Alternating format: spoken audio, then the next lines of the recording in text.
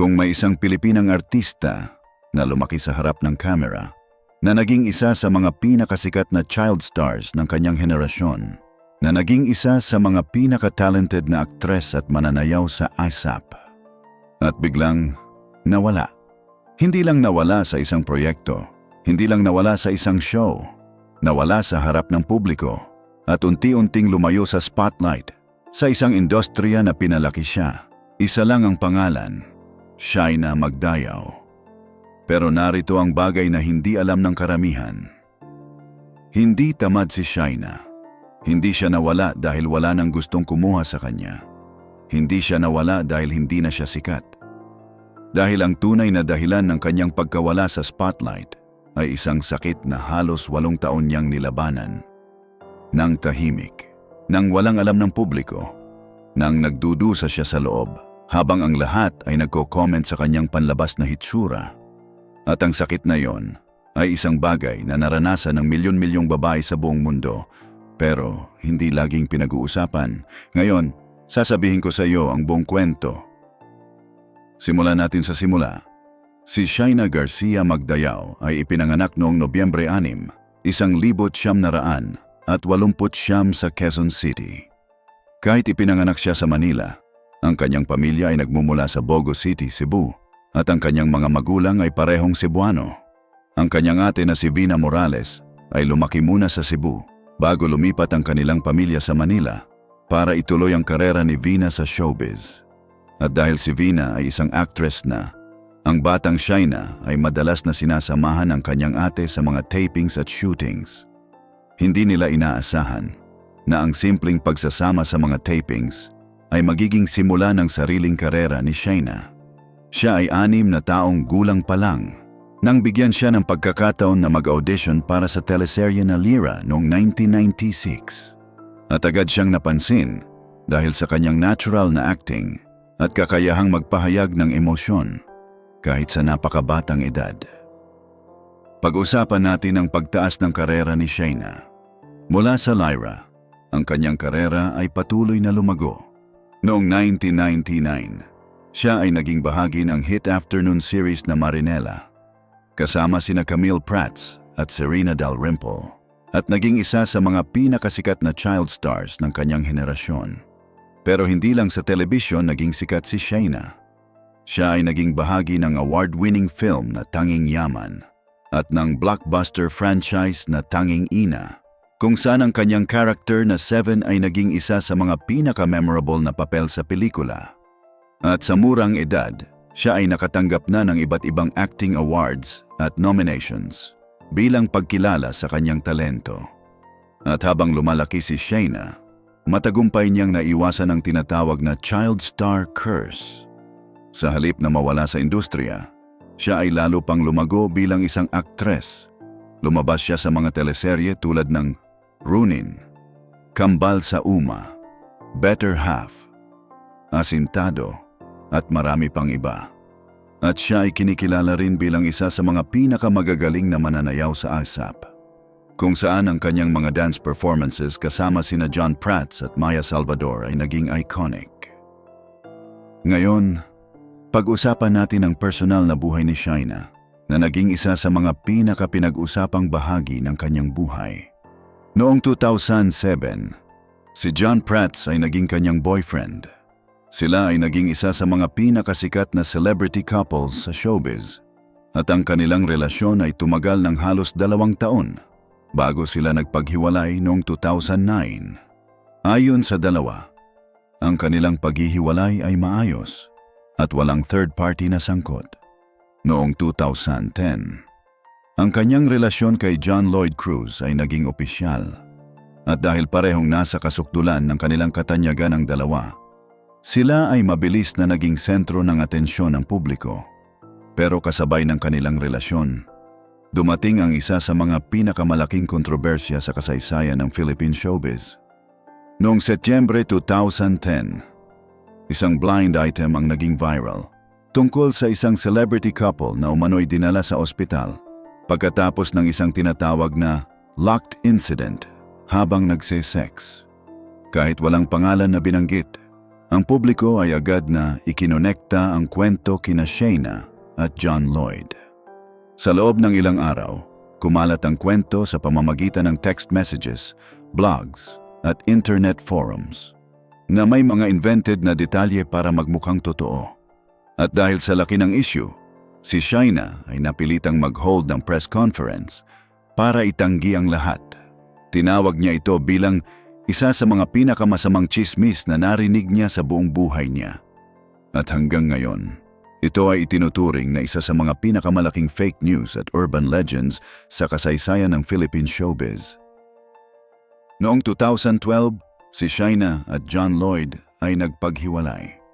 Sinabi ng dalawa na ang kanilang paghihiwalay ay isang mutual na decision at walang ibang tao ang naging dahilan.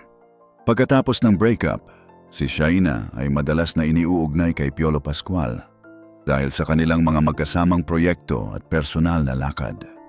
Kahit ilang beses silang tinanong tungkol sa tunay na estado ng kanilang relasyon, parehong pinili nilang panatilihing pribado ang kanilang buhay, pero habang ang kanyang personal na buhay ay nasa balita. Si Shayna ay may mas malaking labanan na kinakaharap na hindi alam ng publiko. Isang labanan na hindi nakikita sa kamera. Isang labanan na naranasan niya ng mag-isa sa loob ng maraming taon. At ang labanang iyon ay nagsimulang makita ng publiko sa pamamagitan ng isang bagay na hindi nila inaasahan, ang pagbabago ng kanyang katawan. Ngayon, pag-usapan natin ang pinakaimportanteng bahagi ng kwento ni Shayna, ang kanyang sakit. Napansin ng maraming tao na si Shayna ay biglang tumaba. Nagkaroon siya ng hormonal breakouts at ang kanyang hitsura ay nagbago ng malaki. At ang reaksyon ng publiko ay hindi maawain. Maraming tao ang nagko-comment sa kanyang timbang. Maraming tao ang nagtatanong kung bakit siya nagbago. Maraming tao ang nagkukumpara sa kanyang dating hitsura. Pero ang katotohanan na hindi alam ng mga nagko-comment ay ito. Si Shayna ay may hypothyroidism. Ang hypothyroidism ay isang kondisyon kung saan ang thyroid gland ay hindi gumagawa ng sapat na thyroid hormone na nagdudulot ng iba't ibang sintomas kasama ang weight gain, pagod, hormonal imbalance at iba pa. At si Shayna mismo ay umamin na halos nawala ang kanyang kumpiyansa sa sarili dahil sa mga pagbabago sa kanyang katawan. Bilang isang actress na lumaki sa harap ng kamera, napakahirap para sa kanya na tanggapin ang biglaang pagbabago sa kanyang hitsura. Dumating pa sa punto na ayaw na niyang lumabas sa publiko dahil nahihiya siya sa kanyang hitsura. Habang tahimik niyang nilalabanan ang kanyang sakit, ang mga tao ay patuloy na nagko-comment nang hindi nila alam ang tunay na nangyayari. Pag-usapan natin ang isa sa mga pinakamasakit na desisyon na ginawa ni Shayna, ang pag-alis niya sa ASAP. Noong 2014, si Shayna ay kailangang huminto sa pagsayaw sa ASAP. Ito ay isa sa mga pinakamahirap na desisyon sa kanyang karera dahil ang pagsayaw ay isa sa mga bagay na pinakamahal niya. At hindi lang iyon, dumating pa sa punto na pinag-isipan niya kung dapat pa siyang manatili sa showbiz.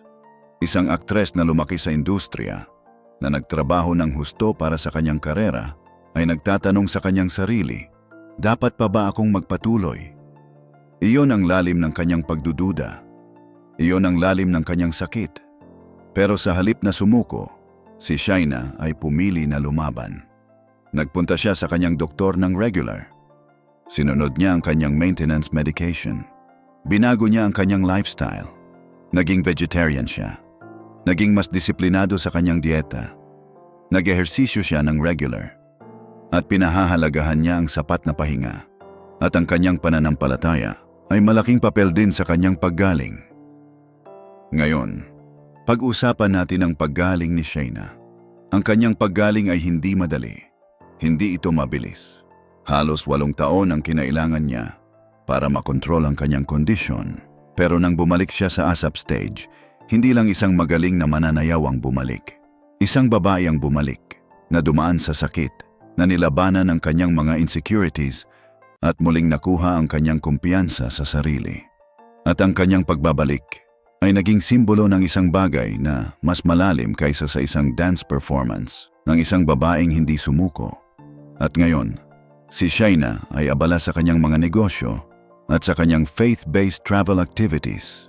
Siya ay mas selective na sa mga proyektong tinatanggap niya para mapanatili ang balanse sa pagitan ng kanyang trabaho, kalusugan at personal na buhay.